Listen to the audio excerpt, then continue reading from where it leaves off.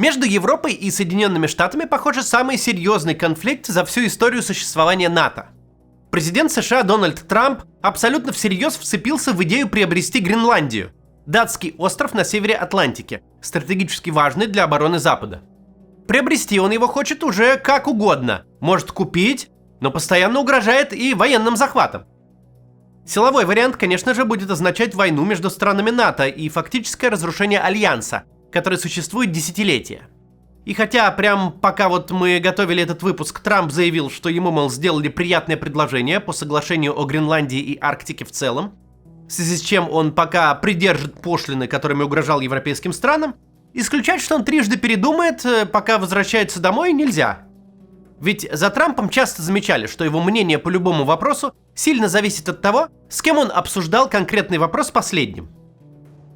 Так что сегодня поговорим о том, почему Трамп разошелся по поводу Гренландии, что европейцы собираются с этим делать, как вообще разразился крупнейший кризис в отношениях двух берегов Атлантики за последние 100 лет, и каковы сценарии его развития.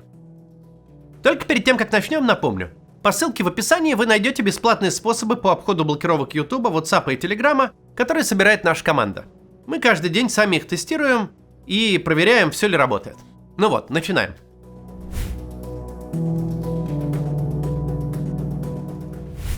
Итак, в североатлантическом регионе кризис. Дональд Трамп занял позицию прям активного противостояния Европе. Что именно ему не нравится? Многое, но сейчас фокус именно на Гренландии. Во-первых, успешная операция в Венесуэле будто бы Трампа раззадорила, и теперь он хочет еще. Новыми врагами он назначил практически всю Европу, да еще и Канаду в придачу. Во-вторых, Трампу просто хочется, чтобы его больше уважали.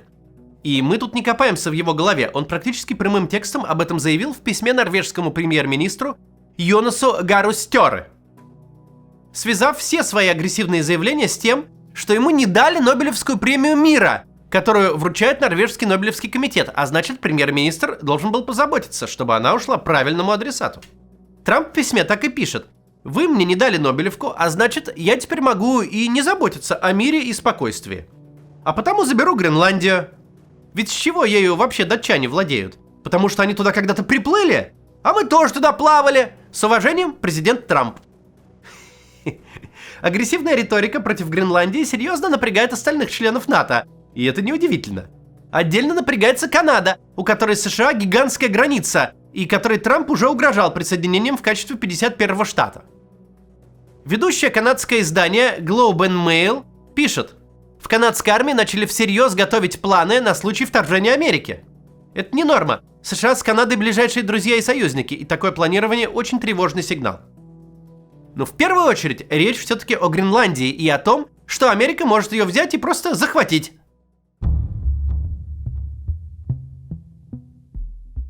Сначала вспомним базовые факты. Гренландия – огромный остров в Арктике и самый большой в мире.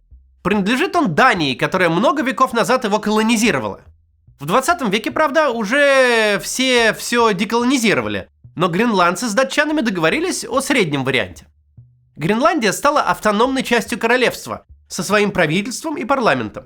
Движение за независимость на острове осталось, но статус-кво устраивает плюс-минус всех. Остров огромный, но почти полностью покрытый ледниками. Экономика не то чтобы большая, да и живет там всего 50 тысяч человек.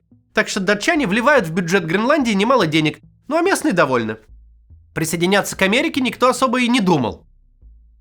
Кроме того, у Дании с США в 1951 году подписано соглашение об обороне Гренландии, которое позволяет США строить там любые военные объекты, которые она посчитает нужным, эксплуатировать военную инфраструктуру, использовать территорию и воздушное пространство.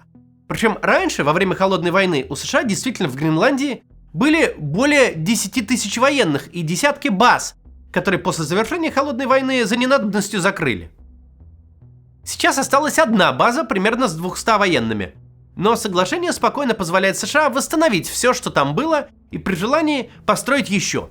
Дания будет только за. Так что нет никаких причин из реального мира, почему Трамп вдруг закопошился по поводу Гренландии, вплоть до угроз военным вторжением. Сам он прыгал с причины на причину.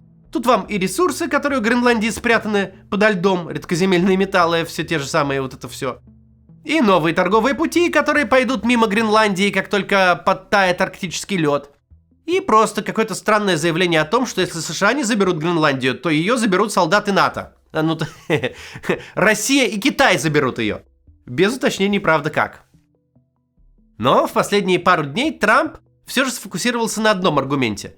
Подлетное время! Трамп вспомнил старую любимую тему российской пропаганды. Речь про время, за которое ракеты долетают до своей цели и за которое, соответственно, их можно в полете обнаружить. Обычно имеется в виду, конечно, ядерные межконтинентальные ракеты. У нас ровно этим мотивировали то, что Америке надо убрать свои ракеты из Европы и ПВО свое тоже убрать, а наши ракеты и ПВО поставить там для мировой безопасности.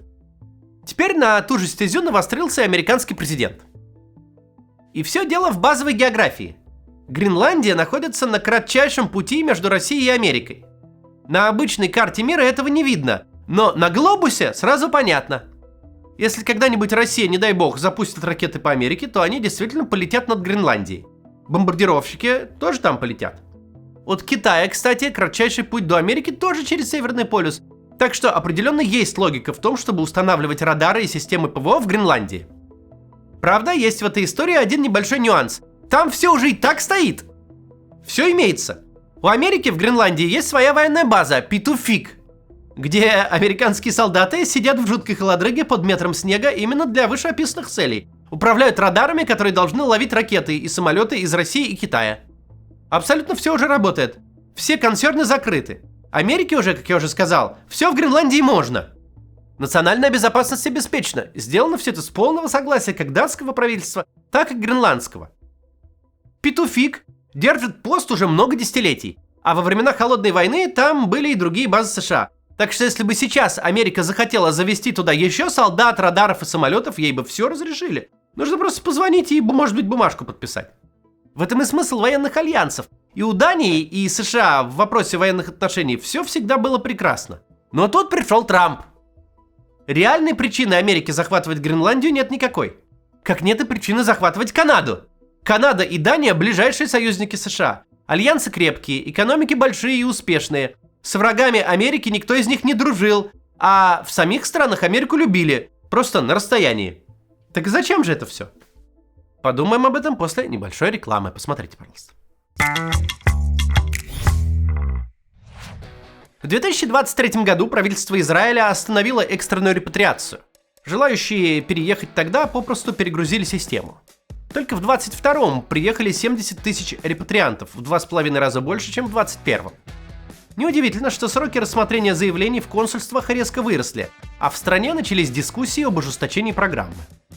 Сейчас же ситуация наладилась, нагрузка снизилась, и правительство даже запланировало уменьшить сроки рассмотрения до 1 месяца. В общем, тенденция сменилась. Израиль снова идет навстречу репатриантам. Если вы подумывали об израильском гражданстве, сейчас удачный момент, чтобы начать процедуру. И не стоит забывать, что с израильским паспортом очень удобно путешествовать. Въезд в 160 стран мира либо без визы вовсе, либо по упрощенной процедуре. А визу в США можно получить сразу на 10 лет. С оформлением паспорта вам поможет компания ИКЦ. Она на этом специализируется и в курсе всех актуальных требований. Ее специалисты помогут вам пройти консульскую проверку с первого раза и без лишней нервотрепки. У ИКЦ есть собственный архивный отдел, который может найти документы в самых разных странах. И если вы не уверены, есть ли у вас еврейские корни, ИКЦ может это проверить и найти документы, если еврейский родственник обнаружится. Когда ваши еврейские корни подтвердятся, ИКЦ помогут вам собрать нужные бумаги, подготовиться к собеседованию с консулом и сопроводят вас в Израиле, чтобы вы точно попали куда нужно и получили паспорт в срок. Причем на свои услуги по получению паспорта ИКЦ предоставляет юридические гарантии. Проверьте, можете ли вы репатриироваться в Израиль. Ссылка на компанию в описании. Продолжаем. Мы на канале как-то уже говорили, что смысл всей этой движухи для Трампа просто сделать Америку побольше на карте. Непонятно, правда, зачем, когда у нее уже есть вообще все. Есть один банальный в своей абсурдности ответ, чтобы войти в историю. В Америке пару веков назад уже была популярна идеология явного предначертания, или Manifest Dynasty. Это идея о том, что американцам принадлежит весь континент, и заселить его от океана до океана сам Господь велел. Так, собственно говоря, и произошло, благодаря чему Америка стала настоящей сверхдержавой. А Трамп хочет эту идеологию же всего-то навсего снова притворить в жизнь. Ведь будущим школьникам будут не особо интересны там всякие дела, что Трамп урезал какие-то налоги, мигрантов выдворял и речи толкал под ритмичную YMCA. Зато президент, который присоединил Гренландию, запомнится твердо и четко.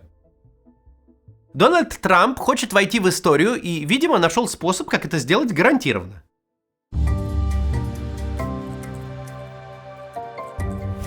Европейский ответ на поползновение Трампа сейчас сконцентрирован в швейцарском городе Давосе, где идет Всемирный экономический форум. Это ежегодное собрание лидеров государств и ведущих бизнесменов, где обычно обсуждают, как поднять экономику с колен и побольше заработать денег. Но в этот раз у всех на устах ровно два вопроса. Что там с Гренландией и как успокоить безумного Дональда? Звездой нынешней встречи в Давосе стал президент Франции Эммануэль Макрон. Надо признать, связано это не только с тем, что он говорит, но и с тем, как он выглядит. Макрон прибыл в Давос в темных очках-авиаторах, которые весь ивент не снимает, в том числе в помещении и за трибуной. Это не какой-то специальный ход по смене имиджа. У Макрона кровотечение в глазу. Но в очках выглядит он неиронично круто, похож на Тома Круза в Топ Гане. И само совпадение, что проблемы с глазом совпали с проблемами с Гренландией и Трампом, когда Макрону с коллегами действительно надо показывать силу и стойкость, само это совпадение довольно забавное. При этом в личном общении с Трампом Макрон все еще работает дипломатически и даже психотерапевтически. Знаем мы это потому, что великий дипломат и переговорщик Трамп просто запостил в паблик личное сообщение от Макрона в своей соцсети. Вот посмотрите на скриншот. Макрон пишет: «Мой друг, мы полностью совпадаем в позициях по Сирии. Мы можем достичь огромного успеха в Иране, но я не понимаю, что ты делаешь с Гренландией». Дальше он предлагает собрать в Париже большую семерку, ну и просто поужинать вдвоем, обсудить дела. Очевидно, Макрон действительно надеется просто переубедить Трампа разрушать весь Западный альянс. Но это в личном общении.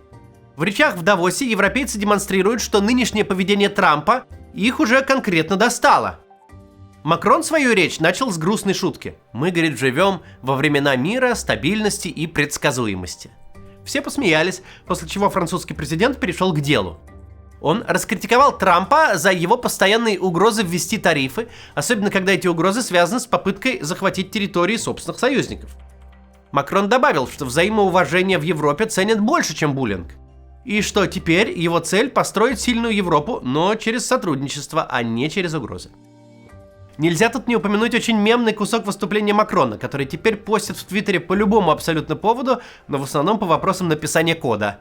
Sometimes it's too slow, for sure, and needs to be reformed, for sure, but which is predictable, loyal. Премьер-министр Канады Майк Карни тоже выступил в Давосе. Его стране, как вы помните, Трамп точно так же угрожал аннексией, и тоже без каких-то логичных причин. Карни толкнул прямо и идеологическую мысль. Если великие державы плюют на западные ценности и правила, то средним державам надо объединяться самим. Миропорядок, основанный на гегемонии Америки, он назвал фикцией, ведь стало очевидно, что никакой порядок США гарантировать не собираются. Канадцы, по словам Карни, избавились от ностальгии и поняли, что больше не могут полагаться на альянс с Америкой, и будут искать новый путь. Другие участники форума аплодировали стоя. Глава Еврокомиссии Урсула фон дер Ляйен тоже сказала, что Европе приходится быть более независимой. Объявила о новых инвестициях в Гренландию и заявила, что никакой Америке ее никто не отдаст. Помимо европейских лидеров в Давосе выступали и американцы. Все же не Трампом единым. На форум приехали, среди прочих, министр торговли Говард Лютник и бывший вице-президент при Клинтоне Альберт Гор. Эти двое успели даже поругаться. Прямо во время выступления Лютника Гор его буквально освистал. Он на пенсии, ему бояться нечего. Но больше всего внимания из американцев получил губернатор Калифорнии демократ Гэвин Ньюсом. В последние месяцы, явно готовясь идти в президенты, Ньюсом стал одним из самых громких и заметных критиков Трампа. В Давосе он себя тоже особо не ограничивал. Настоятельно рекомендовал европейцам быть с президентом Америки пожестче. This is diplomacy with Donald Trump. He's a T-Rex. You mate with him or he devours you. Также Ньюсом сообщил, что администрация Трампа отменила его выступление в американском павильоне форума, которое было назначено сильно заранее, а также раздавал участникам форума наколенники, чтобы им было удобнее преклоняться перед Трампом. Но это все люди с одной стороны конфликта. Вчера в Давос все-таки приехала вторая страна, сам Дональд Трамп. Прибытие не обошлось без инцидентов. На третьей пути его самолет развернулся и полетел обратно в Америку. Все подумали, что он передумал выступать, но выяснилось, что из-за технических проблем. Взяли запасной самолет, с опозданием Трамп все-таки прибыл, вышел за трибуну и начались мысли Джокера. «Европа идет не туда», — сказал Трамп. «Я хочу, чтобы Европе было хорошо, а она все делает не так», — сказал Трамп. «Поэтому отдайте нам Гренландию», — сказал Трамп. «Гренландия — часть Северной Америки, а значит, это наша, мол, земля. Только мы можем защитить Гренландию от врагов. Отдавайте Гренландию. Мы не будем ее защищать, если не отдадите. Отдавайте Гренландию. Срочно начинайте с нами переговоры. Отдайте Гренландию. Да и Канады без нас никакой бы, говорит, не было. А еще вы все от нас зависите. Я ваши страны люблю, но у вас слишком много мигрантов и ветряных электростанций. Еще и Гренландию не отдаете. У вас есть выбор. Отдавайте Гренландию, и мы будем очень благодарны, или нет. И мы это запомним. Это реальный пересказ речи Трампа, которая длилась аж час и прыгала с темы на тему каждые пару минут.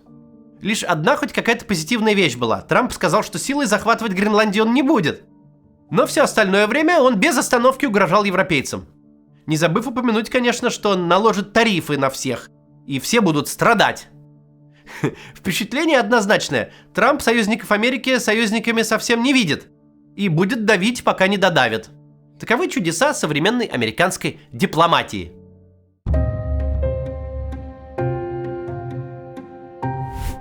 В конце хочется, конечно, понять, что будет дальше, какие вообще есть сценарии. Первые военные действия. Захватить Гренландию при желании, наверное, возможно. На острове население в 50 тысяч человек, из них 20 тысяч живут в столице, и там захватывать нечего. Остров громадный, состоит в основном из снега и льда, а поселения крошечные и их мало. Сама Америка рядом, логистических проблем для флота и ВВС немного. Однако присутствующие датские войска могут и начать сопротивление, о чем неоднократно заявляли в Дании, и тогда может погибнуть немало датских и американских солдат. Такой сценарий может вызвать немедленный импичмент Трампа или вмешательство Конгресса. Если вторжение произойдет, это станет фактически концом НАТО. Конечно, случаи напряженности между странами НАТО бывали и раньше. Греция и Турция отправляли солдат на Кипр, Британия и Исландия вели столкновения из-за рыболовецких прав. Франция вообще на много десятилетий выходила из командования НАТО, хоть и не из самого Альянса. Даже штаб-квартира из Парижа переехала. Но, во-первых, реальных военных столкновений напрямую между странами все-таки не было, Кипр не считается. А во-вторых, здесь главный член Альянса, на котором держится буквально все. И он идет против всех остальных. Это уничтожение самого смысла существования НАТО. Дело ведь еще и в том, что европейцы, похоже, реально готовятся Гренландию защищать. Датчане, естественно, в первую очередь. На остров уже прибыли солдаты из европейской Дании во главе с главой датской армии Петером Харлингом Бойсоном. Ты и не отправляешь вообще больше солдат к месту действий, когда твои планы поддаться давлению оппонента. И в словах европейских лидеров действительно желание ломаться перед Трампом как-то не наблюдается, скорее наоборот. Второй сценарий – это покупка Гренландии. В новостях мелькала астрономическая сумма в $700 миллиардов. И войти в историю Трампу это не помешает. Многие части нынешней Америки были именно куплены, а не завоеваны. Вот только наблюдается проблема. Чтобы был хоть какой-то шанс что-то купить, что на покупку это согласятся, стоило с предложения сделки и начинать, и ее и продвигать. Ты же регулярно хвалишь себя, что ты лучший бизнесмен на планете. Так чё ж ты начал с угроз-то, а не убеждать и торговаться? Теперь, когда конфликт дошел до того, что все союзники отвернули от тебя лица и подготовили штыки, шансы на то, что кто-то согласится Гренландию продать, колеблются в районе 0%. Третий сценарий – экономическое противостояние. Тут уже все серьезно, и все оценивают расклады. О планах Трампа даже как-то говорить скучно. Ты ему слово, а он тебе пошлины. Всегда одно и то же. Что нехорошо для американцев в первую очередь, потому что платят тарифы американцы, импортеры американские в первую очередь, а не другие страны. Но европейцам они тоже невыгодны, потому что торговые связи крепкие, импорт-экспорт между Европой и Америкой значимый, и назначать пошлины – это бессмысленный выстрел в кошелек всех присутствующих. Европейцы уже думают о серьезном ответе. Еще в 2023 году Евросоюз сформулировал инструмент ACI который в прессе назвали торговой базукой. В нем не только пошлины, но и запреты инвестиций, регулирование рынков, ограничения на госзаказы и далее по экономически неблагоприятному списку. Главное отличие в том, что действовать будут не отдельные страны, а весь Евросоюз, который вместе собраны вторая экономика мира, больше Китая. В общем, год назад никто не хотел это применять, а теперь Германия с Францией уже готовы и активно агитируют других, потому что Трамп их достал. Если решат базуку применить, это будет полноценная торговая война с США, где цены взлетят на бесчисленное количество товаров, от автомобилей до шампанского. Такая в западном, да и в целом в мире сейчас ситуация. Если бы кто-то пару лет назад, в байденовские времена, сказал, что США с Европой будут всерьез думать о войне друг с другом, это звучало бы как безумие. Но прошедший год Трампа показал, безумия как такового больше нет. Есть просто безумная реальность, в которой Макрону в темных очках приходится посылать солдат на снежные берега, чтобы защитить их от армии США. До завтра.